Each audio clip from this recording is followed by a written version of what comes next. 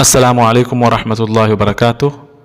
अज़ीज़ तलबा, आज की इस वीडियो में हम लोग सबक नंबर 14 में दी हुई तीसरी एक्सरसाइज यानी नीचे लिखे अल्फाज को अपने जुमलों में इस्तेमाल कीजिए। तो हम लोग इस वीडियो में नीचे लिखे अल्फाज को अपने जुमलों में इस्तेमाल करने की कोशिश करेंगे। तो आइए वीडियो को शुरू करते हैं। पहला लफ्ज़ है नूर। इससे हम लोग जुमला बनाएंगे, अच्छी औलाद माँ बाप की आँखों का नूर समझी जाती है। अच्छी औलाद माँ बाप की आँखों का नूर समझी जाती है। दूसरा लफ्ज़ है सुरूर।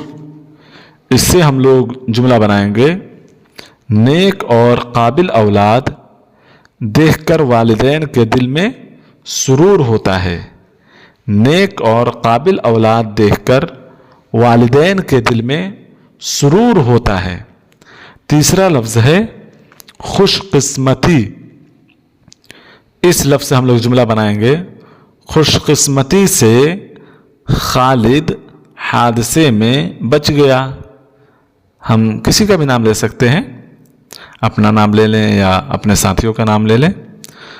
खुशकिस्मती से खालिद हादसे से बच गया। तीसरा लफ्ज़ है ज़हूर। इससे हम लोग जुमला बनाएंगे, कायनात के हुस्न में अल्लाह का ज़हूर है। कायनात के हुस्न में अल्लाह का ज़हूर है। और उसके बाद लफ्ज़ है वक्ते कलाम। इससे जुमला बनाएंगे, वक्ते कलाम उनके होंठों पर मुस्कुराहट थी। वक्ते कलाम उनके होंठों पर मुस्कुराहट थी। इसके बाद लफ्ज़ है अफ़कार। अफ़कार के माने होता है फ़िक्र, ख़याल। ये जमा है तो कहेंगे फ़िक्रें। ठीक है, इससे जुमला बनाएंगे, अच्छी किताबों से अच्छे अफ़कार हासिल होते हैं। अच्छी किताबों से अच्छे अफ़कार हासिल होते हैं। उसके बाद लफ्ज़ है मुईन। इससे जुमला बनाएंगे, खालिद अपने वालिद का मुईन है। मुईन के माने होता है मददगार, मदद करने वाला। तो खालिद अपने वालिद का मुईन है। उसके बाद लफ्ज़ है नाज़ा। इससे जुमला बनाएंगे, लगातार पहली पोजीशन हासिल करने पर सैफुल्लाह पर हम नाज़ा हैं। लगातार पहली पोजीशन हासिल करने पर, अब यहाँ पर हम किसी का भी नाम ले सकते हैं। आपका जो नाम है आप अपना भी नाम ले सकते हैं, जिसका भी नाम चाहें ले लें।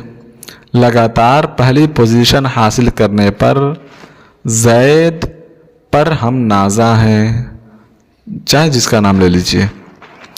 इत्तिफाक। ठीक है, इससे जुमला बनाएंगे हम लोग, इत्तिफाक से कल हमीद मुझे बाज़ार में मिल गया। इत्तिफाक से कल हमीद मुझे बाज़ार में मिल गया। उसके बाद लफ्ज़ है होनहार, है ना। तब यहाँ पर जुमला बनाएंगे, फ़ायज़ एक होनहार बच्चा है। फ़ायज़ एक होनहार बच्चा है। तो जहाँ भी जुमले में नाम आता है तो आप अपने एतबार से, अपने हिसाब से नाम ले सकते हैं, है ना। उसमें कोई हर्ज नहीं है।